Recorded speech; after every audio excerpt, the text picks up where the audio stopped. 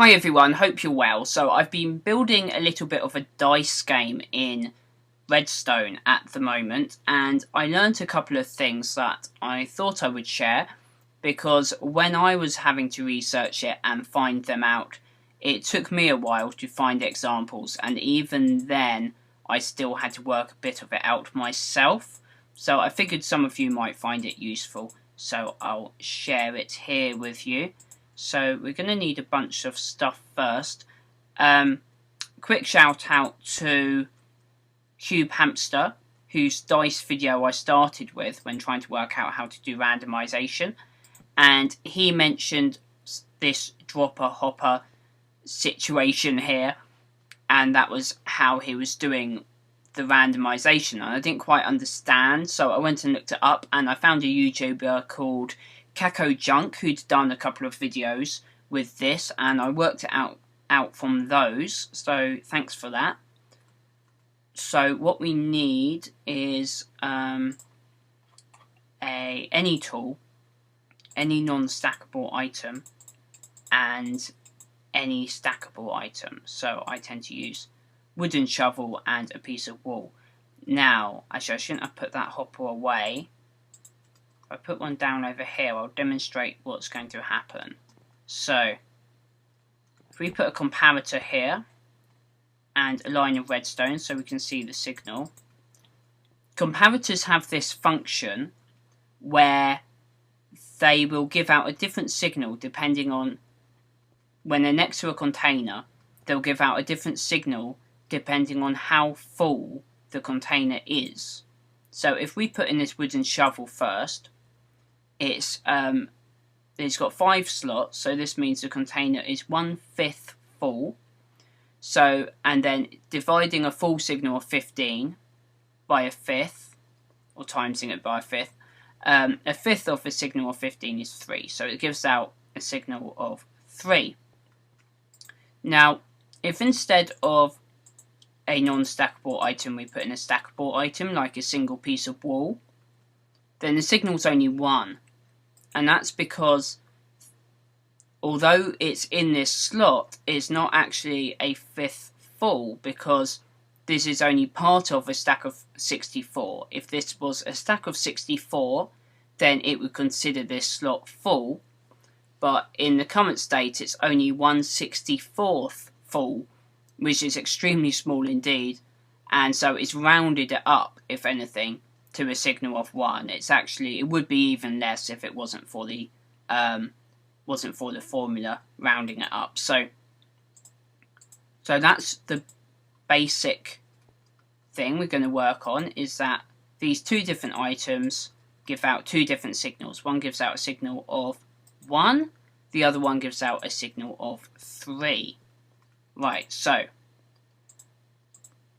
what we're going to do is we're going to use this dropper.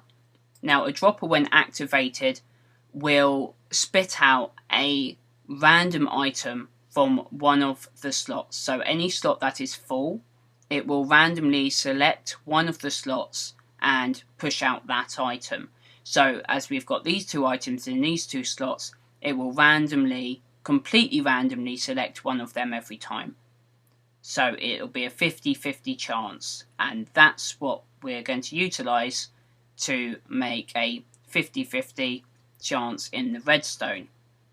And the next video I'll show you how to do 3 different outputs, but I'll leave that for next video because that gets a bit more complicated. So we'll put up a switch and a piece of redstone, so this ready to activate this, and we'll put the comparator here and a line of redstone just like we had over there. And so, actually, which one shall we do first? Let's do the side one first. I'll just quickly say, one of the lamps will just be on the end of the line of redstone, so obviously if there's only a signal of 1, it won't light rather, and if there's a signal of 3 like there, because it's the shovel's been selected, it will light.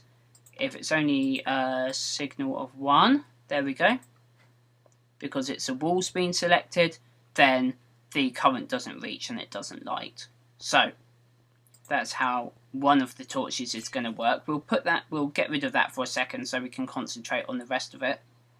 Now, the other one we're going to do requires this little setup here. It's a little bit more complicated. So, let's talk through this. We've got 2 repeaters, which when the signal's repeated, it will come out as 15 again. And we've got a comparator here, which we're going to turn on to turn it into a diminisher. Now, what happens here, if we try and get a signal of 1 first. So, signal of 1, we want to light this lamp, as I said already. Actually, we might as well put the other lamp there, and the signal of 3 will light that lamp, but not this one. So, what happens here is when there's a signal of 1, this repeater is lit up, and it goes into the comparator, and what the comparator does when it's a diminisher is it deletes this signal coming in from the side, from the main one, and puts out the result. So at the moment, there's a strong signal coming in the back, and it's deleting a signal of nothing from this repeater because there's no signal coming in, and so there's still a strong signal coming out. And the alternative is, if there's a signal of 3, then it means both these repeaters are being powered, so they're both giving out a strong signal. I should think a full signal, but the same thing's happening again. Is this signal's coming in the back, and it's deleting the power of this signal. So this time this signal's much stronger. So it's now deleting that full signal from this full signal and coming out with nothing. And therefore the lamp isn't powered. So that's how you get a random result. And it's 50-50. Just show it a few times so you can see it's different, and it's not just alternating, but it's just completely random, 50-50, like tossing a coin many times. So there you go. So most situations 50-50 is probably all you're going to need, and or more specifically two different results, because actually you can change the, actually we turn that off, so this so the wall drops back down. You can change the probability if you just need 2 results. That's how you do it. And you can change the probability by, if I had some extra bits of wall in extra slots and some extra non-stackable items, then it would be a different probability. When adding in more stackable items, you want to add in different stackable items, because otherwise when they drop back in, they'll stack together, and it won't increase the probability. They'll just become one slot again. Non-stackable items naturally don't stack together, however, so that's not an issue with them. So anyway, I hope you find that helpful, and check out next video if you want to have a circuit that gives out 3 results and how to set that up, and I will see you later.